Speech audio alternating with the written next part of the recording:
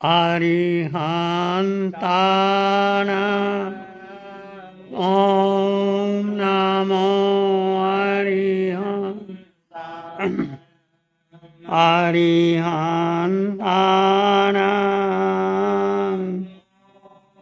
नमो अरिहन्तानाम्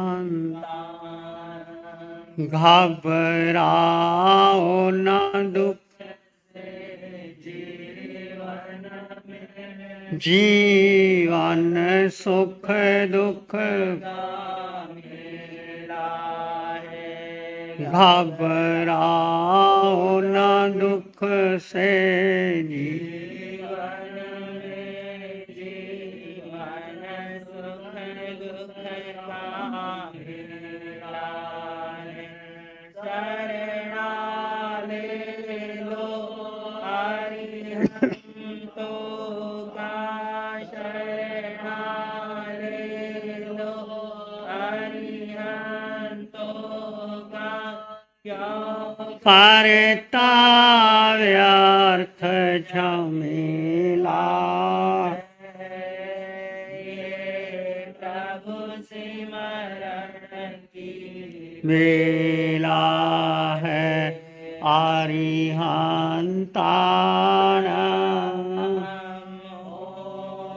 नमो अरिहन्तानाम् अरिहन्तानाम्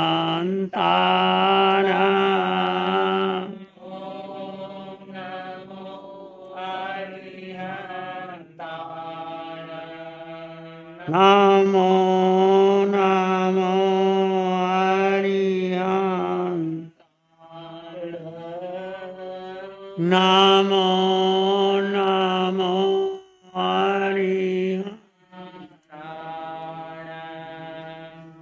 अरिहंत परमात्मा महाविधि क्षेत्र में विराजमान जिनकी अनंत अनंत कृपा हम सब पर बरस रही है, उस प्रभु की अनंत करुणा अनंत मैत्री अनंत अनंत उपकारों के उपकृत नमन वंदन कृतज्ञता के भाव। प्रभु तिन्नानंग तारियानंग बुद्धानंग बोह्यानंग मुत्तानंग मयगानंग। प्रभु स्वयं तिर चुके हैं, औरों को तार रहे हैं, स्वयं बोधि को प्राप्त हो गए हैं, औरों को बोधि दे रहे हैं। सर्वज्ञ सर्वदर्शी तीनों लोगों को एक साथ जानते और देखते हैं और प्राणी मात्र के लिए मंगल की कामना धर्म की कामना से सबको संसार सागर से पार उतार देते हैं, मिथ्यात्व से समकर दे देते हैं, सत्य का बोध दे देते हैं। उस प्रभु की अनंत मैत्री अनंत करुणा अनंत ज्ञान को अनंत अनंत नमन प्रार्थना कृतज्ञता के भाव। शासनपति भगवान महावीर जिनका धर्म शासन धर्म संघ धर्म तीर्थ में हम सब धर्म का अमृत पान कर रहे हैं, उस प्रभु की साधना को ज्ञान को क्षमा को मैत्री को अनंत अनंत नमन। प्रभु सिद्ध बुद्ध और मुक्त हो गए हैं। पंचम काल में प्रभु की वाणी हमारे पास है और प्रभु का ज्ञान प्रभु की साधना हमारे पास है। उस साधना के द्वारा ज्ञान के द्वारा क्षमा मैत्री के द्वारा हम भी संसार सागर से पार हो सकते हैं, सिद्ध बुद्ध और मुक्त हो सकते हैं। प्रभु की क्षमा मैत्री करुणा साधना को अनंत अनंत नमन प्रार्थना कृतज्ञता के भाव। आज का दिवस विजयदशमी का पर्व है, राष्ट्रीय पर्व। भारत में दो शक्तियां हैं, एक है राम की एक है रावण। राम की शक्ति सत्य की है, न्याय नीति पर है, धर्म पर है, सतोगुण पर है, और रावण की शक्ति तमोगुण पर है, रजोगुण पर है। दोनों शक्तियां हमेशा रहती हैं, परंतु विजय सत्य की होती है, धर्म की होती है, न्याय की होती है। तो आज हम देखते हैं कि ये विजयदशमी 10 इंद्रियों के विजय का पर्व है। असत्य पर सत्य की विजय का पर्व है, तमोगुण से सतोगुण की आने का पर्व है, अन्याय पर न्याय की दृष्टि रखने वाला पर्व है, दुराचार से सदाचार की ओर होने वाला पर्व है, तमोगुण से देवी गुण होने वाला पर्व है, दुष्कर्मों से सत्कर्म को प्राप्त करने वाला पर्व है, भोग से योग की विजय का पर्व है, असुरत्व से देवत्व की विजय का पर्व है, जीवत्व पर शिवत्व का पर्व है। ये 10 सूत्र विजयदशमी के हमारे सामने आते हैं तो हम देखते हैं आज के दिन रावण और राम दो शक्तियाँ हैं। रावण बहुत बड़ा नीतिज्ञ था, बलशाली था, कुशल नीति का जानकार था, विद्वान था, प्रबल इच्छा शक्ति उसके पास थी। और कहते हैं सोने की लंका, उसकी जो लंका सोने की थी, सोने की ईंटें थी। मतलब कहने का अर्थ इतना बलशाली था वो। और उसकी जो लंका की जो खाई थी, जो समुद्र की गहराई तक गई हुई थी। और ये सब क्या हो गया, कारण क्या हुआ? ऐसा कुछ होने के बाद रावण के पास किसी प्रकार की कमी नहीं थी, परंतु रावण की दृष्टि कहाँ चली गई? रावण के पास सुंदर नारियां थी, मंदोदरी जैसी कुशल राजनीतिज्ञ, समझाने वाली, कुंभकर्ण जैसा भाई, मेघनाद जैसा बेटा, इतनी विशाल सेना, सब कुछ होने के बाद रावण ने अपनी एक गलती, यदि वो प्रायश्चित कर लेता, आलोचना कर लेता, अपनी गलती को मान लेता, तो इतना नरसंहार ना होता। और राम बार बार कहते थे हम युद्ध नहीं करना चाहते, पर तुम अब हम कुछ नहीं कहते, सीता को वापस लुटा दो। परंतु उसको अहंकार था, किसका? अपनी सेना का, अपने बल पर, अपनी शक्ति पर। कहते काल को भी विजय कर रखा था रावण ने, और समझाया, बहुत कुछ समझाया, परंतु कोई किसी की सुनी नहीं। उसने अपने ही अहंकार और बड़प्पन पर आगे बढ़ता चला गया। और आखिर क्या हुआ? कहते हैं 1 लाख पुत्र 1.25 लाख नाती, रावण के घर दिया ना बाती। कितनी विशाल उसकी संबंध थे। 1 लाख पुत्र 1.25 लाख नाती, रावण के घर दिया ना बाती। नानक कहते हैं राम गयो रावण गयो, जाके बहु परिवार। राम गयो रावण गयो, जाके बहु परिवार। कहना नानक थिर कुछ नहीं, बालू ये संसार। गुरु नानक भी कहते हैं राम गयो रावण गयो, जाके बहु परिवार। कह नानक फिर कुछ नहीं, बालू जो संसार। ये संसार जैसे बालू के ढेर पर खड़ा है, बालू खिसकती है तो सब चला जाता है, ऐसे ही संसार में सब चला जाता है, कोई साथ रहता नहीं। तो हम देखते हैं आज राम और रावण को, नीतिज्ञ, बलशाली, सब कुछ संपन्न, परिपूर्ण, प्रबल इच्छा शक्ति, पर अपने बड़पन का उपयोग उसने क्या किया? एक छोटी सी गलती कोई भयंकर नहीं थी, और उसको सीता जब तक नहीं माने तब तक उसने अशोक वाटिका में रखा, और सबको कहा मानने पर ही वो महलों में आएगी, ऐसा नहीं आएगी। परंतु वो अपनी बात पर वो अड़ा रहा। उधर राम, देखिए राम को वनवास हो जाता है और वो वन में चले जाते हैं और भरत को राज्य देते हैं। और राम क्या सोचते हैं कि राम को राज तिलक, फिर भी सोचते हैं विमल वंश ये अनुचित एको, विमल वंश अनुचित एको, अनुज विहाय बड़े ही अभिषेक। राम को ये बात अच्छी नहीं लगी कि विमल वंश, एक ही अनुचित बात है कि छोड़े को छोड़ करके अनुज विहाय, अनुज को तो छोड़ दिया और बड़ों को अभिषेक करने के लिए बात कही। राम कहता नहीं, बड़े राम ने कितना विजन, रावण का विजन देखो कि अपने पिता की आज्ञा का, माता की आज्ञा का पालन करने के लिए सब कुछ छोड़ दिया, जंगल में चले गए। और दृष्टि ये रखी कि चलो मैं जंगल में जा कर के ऋषियों मुनियों का संग करूँगा, उनसे नीति सीखूंगा, उनसे शास्त्र करूँगा और जंगल में रह करके तपस्या करूँगा और छोटा भाई राज्य करे। ये राम की बात थी। राम का सोचना यह सिंहासन भाई भाई के बीच अंतर पैदा करता है। एक सिंहासन के लिए भाई और भाई के झगड़ा ना हो, इसलिए राम वनवास चले जाते। और वनवास में जाकर के जाना तो राम ने अकेले था वन में, परंतु सीता भी साथ गई, लक्ष्मण भी साथ गया। और जाने के बाद सीता चुराई गई, राम लड़े, युद्ध हुआ, हजारों लाखों लोग मारे भी गए होंगे, परंतु पीछे भावना अशुभ नहीं थी, शुभ थी। न्याय नीति की बात थी कि एक न्याय राम ने बहुत समझाया, दूत भेजे, अंगद को भेजा, हनुमान को भेजा समझाने के लिए, परंतु राम ने एक की बात भी नहीं सुनी। उधर से वीरवर हनुमान का चरित्र महान था, प्राणों की हथेली पर रख करके वो लंका में गए और सीता मैया को जा कर के अपना परिचय दिया और राम की कुशलता का संदेश दिया। ऐसे थे राम और ऐसे थे हनुमान। आज हम देखते हैं संसार क़यामत के दहाने पर खड़ा है, रावण तो हजारों हैं मगर राम कहाँ है। आज हम राम को देखें तो राम का चरित्र दिखाई नहीं देता, रावण हजारों बन गए हैं।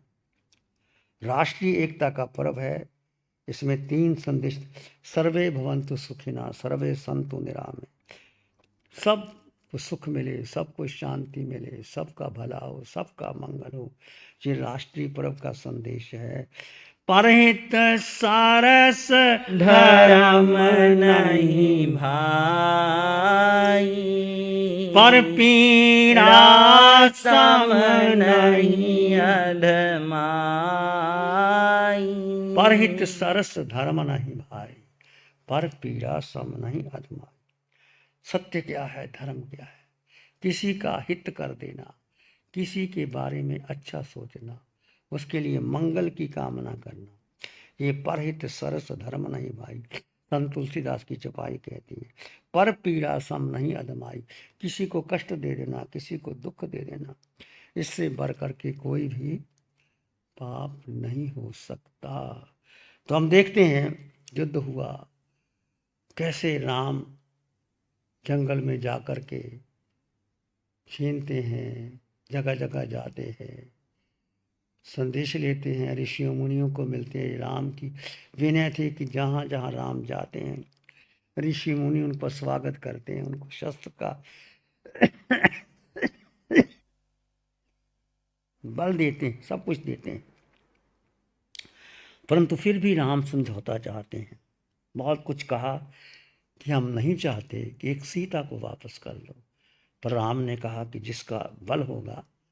उसके भाई विभीषण ने भी बहुत समझाया, कुंभकर्ण ने समझाया, मेघनाथ ने समझाया, सब ने कहा, परंतु रावण की अपनी शक्ति, अपना मद, अपना अहंकार कि मेरे सामने कौन टिक सकता है। मंदोदरी जब वो रावण भिक्षा के लिए जाने लगा तो सबसे पहले तो अपना मुकुट उतार दिया और मुकुट उतार करके सिर पर राख मल ली, सारे गहने उतार दिए और विभूति मल ली, और जो तलवार थी, शस्त्र बल था, उसमें भिक्षा पात्र ले लिया। और रावण शीशे में देखता है, मंदोदरी कहती है, पतिदेव अभी सीता तो घर में आई नहीं, सीता बहुत दूर है, महलों आई नहीं, परंतु अभी आने के पहले तुम्हारा सीता के प्रति चिंतन किया तो क्या जो मुकुट पहले उतर गया और जो आपका चेहरा था वो विभूति में मिल गया और आपका जो सारा सिंहासन था वो चला गया और तुम्हारे पास बचा अब क्या है। और जो शस्त्र थे, तलवार थी, भाला था, उसकी जगह भिक्षा पात्र आ गया। सोचो जरा, विचार करो। मंदोदरी ने बहुत समझाया, परंतु मंदोदरी की बात भी रावण ने नहीं सुनी, किसी की बात भी नहीं सुनी रावण ने। अब यहाँ ख्याल आता है कि रावण किसी की बात, विभीषण की बात सुन लेता, कुंभकर्ण की बात सुन लेता, मेघनाथ की बात सुन लेता, मंदोदरी की बात सुन लेता, राम ने बहुत समझाया, राम की बात सुन लेता तो ये ना होता। परंतु विविधता होनी, जो भी कहो, जब होके रहता है तो फिर कुछ कहा नहीं जा सकता। जो घटना घटती है तो वो होता है। इसलिए रावण और राम के बीच का संघर्ष, विजय राम की हुई, रावण की नहीं हुई। राम के पास इतनी सेना नहीं थी, रावण के पास इतनी सेना नहीं थी, बल नहीं थी, कुछ नहीं था, परंतु फिर भी कैसे उसने सेना इकट्ठी की, कैसे सुग्रीव और सब मिलते चले गए, हनुमान और बहुत से मिलते चले गए, राम ने साथ दिया और आखिर करके राम की विजय हुई, रावण की नहीं। कहा भी जाता है, एगे जिए जिया पंच, पंच जिए जिया दस, दसाहु जिनितानंग सब सत्तू जिनाम हूँ। एक के जिए जिया पंच, एक को जीतने पर 5 को जीत सकते हैं, 5 को जीतने पर 10 को जीत सकते हैं, 10 को जीतने पर सब सत्तू जिनाम। एक ही जिया, एक कौन, एक स्वयं, और 5 कौन, जो तुम्हारे 5 इंद्रियां, क्रोध मान, 5 जिए, 5 को 10 और 10 को एक आत्मा, आत्मा के साथ तुम्हारा इंद्रियां, 5 इंद्रियां और क्रोध मान माया लोभ अहंकार, इसको सब जीता जा सकता। एक अपने को जीत लो, अपने को जान लो, अपने को समझ लो, अपने पर विजय प्राप्त कर लो तो सब कुछ प्राप्त हो सकता है। कहा भी गया है, इस संसार में सुख दुख कर्म के अधीन है। एक अपनी कर्म की शक्ति स्वीकार कर लो। जो कुछ भी तुम्हें आज मिला है, मानव का जीवन मिला, धर्म मिला, साधना मिली, अनंत काल में हमने और आपने भ्रम किया, ये सब कर्म शक्ति के अनुसार है। कर्म शक्ति को स्वीकार कर लो और आत्मा की शक्ति पर भरोसा कर लो, और जो कुछ हो रहा है और भेद ज्ञान की साधना करते चले जाओ, जड़ और जीव का भेद करते हुए, अपनी आत्मा की शक्ति बढ़ाते हुए, कर्म शक्ति पर विश्वास करते हुए आप आगे बढ़ सकते हो। कितना ही आपके पर संकट आ जाए, कुछ भी आ जाए, कहा भी गया है, को न काहे को सुख दुख दाता, को न काहे को सुख दुख दाता, निज कृत कर्म भोग फल भ्राता, को न काहे को सुख दुख दाता, निज कृत कर्म भोग फल भ्राता। कोई किसी को दुख नहीं देता, कोई किसी को सुख नहीं देता, केवल अपना किया हुआ कर्म व्यक्ति पर आता है। कभी वो सुख पाता है, कभी वो दुख पाता है। कहा भी आचार्य शंकर ने कहा, सुख से दुख से न कोपि दाता, सुख से दुख से न कोपि दाता, परो ददाति कुबुद्धि रेशम, अहम करोमिति वृथाभिमानम, स्व कर्म सूत्र ग्रथितो ही लोको। सुख से दुख से न, जो आपके जीवन में सुख आया दुख आया, कोई देने वाला नहीं। सुख से दुख से न कोपि, परो ददाति कुबुद्धि रेशम, उसने मुझे दुखी कर दिया, मेरे मित्र ने, मेरे परिवार ने, मेरी पत्नी ने, मेरी बहन ने, ये अज्ञानी का लक्षण। परो ददाति कुबुद्धि, अहम करोमिति वृथा, कि मैंने सुख दिया, मैंने परिवार में धन कमाया, मैंने परिवार को चलाया, मैंने संघ की सेवा की, ये अपना अहंकार है। अहम करोमिति वृथाभिमाना, ये व्यर्थ है, ना तुमने किया, ना आपको कोई दुख दे। स्व कर्म सूत्र ग्रथ तो ही लोग, सारा संसार एक कर्म शक्ति के अधीन चल रहा है। कभी आप नरक में गए, कभी पशु बने, कभी मनुष्य बने, कभी देव बने, कभी पुण्य कमाया, कभी पाप कमाया, कभी कैसे स्थिति में आए। बस केवल आपकी कर्म गति, जैसा जैसा कर्म करते रहे वैसा वैसा फल आप भुगते गए, चलते रहे। इस अपने को सत्य मानो, अपने जीवन की सार को समझो, तभी आप आगे बढ़ सकते हो। तो 10 बलवानों महायोद्धाओं का बल उसकी भुजाओं में था। वरुण देव जैसा विज्ञान निशान उसके यहाँ पानी भरता था। पवन देव शक्तिशाली उसकी हवा करता था। सब रावण के प्रतीक हैं। और ऐसा बलवान रावण अनीति, अहंकार और भोग विलास के कारण एकदम खोखला हो गया। उसकी राक्षसों की जो प्रवृत्ति थी साधारण, राम के पास कोई बहुत बड़ी सेना नहीं थी, रावण के पास तो बंदर रीछ वगैरह थे, परंतु रावण की अन्याय अनीति के कारण रावण को झुकना पड़ा और राम की विजय हुई। राम एक चरित्रनायक, नीतिमान, सदाचारी, मर्यादा पालक, शक्ति का प्रतीक है। हमें भी आज के दिन शिक्षा लेनी चाहिए कि जीवन का क्या भरोसा, कब कैसी स्थिति आ जाए। हम अपने जीवन में धर्म का पालन करें, न्याय नीति का, सदाचार का पालन करें और राम को, महावीर को, महापुरुषों को अपना आदर्श मान करके जीवन जिए। इसमें आपका मंगल है, सबका मंगल समाया हो। ध्यान करेंगे, आंखें बंद, मन वचन काया शांत।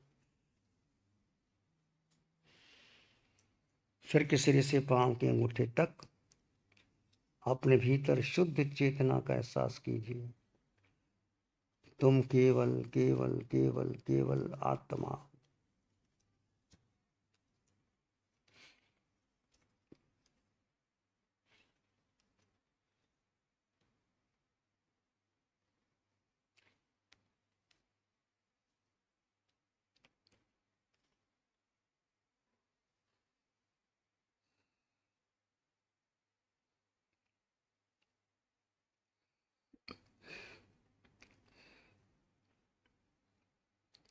दो तत्व जुदा जुदा हैं, आकार और निराकार।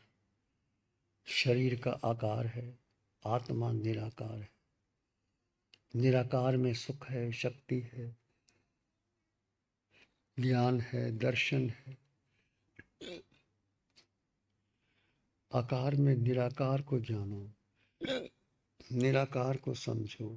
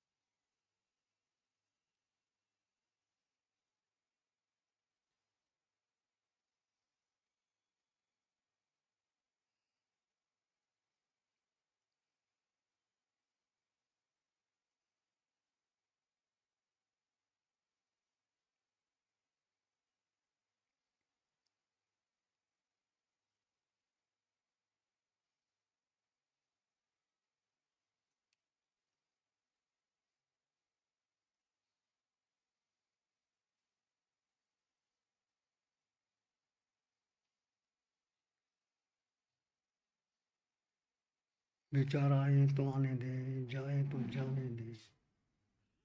आप मात्र शुद्ध आत्मा।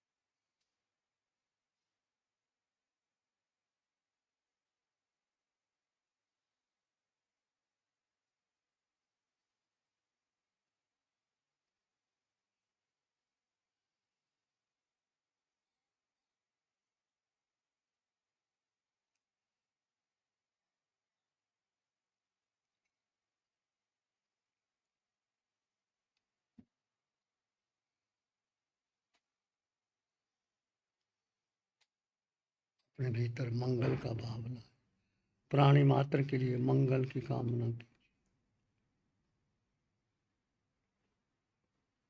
मैं आत्मा सब में समान आत्मा, शुद्ध आत्मा।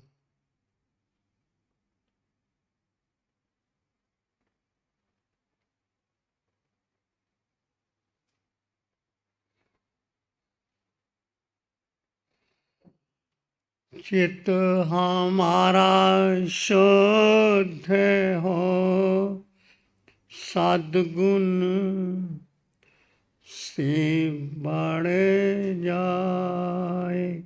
चित्त हमारा शुद्ध हो, सद्गुण से बढ़ जाए।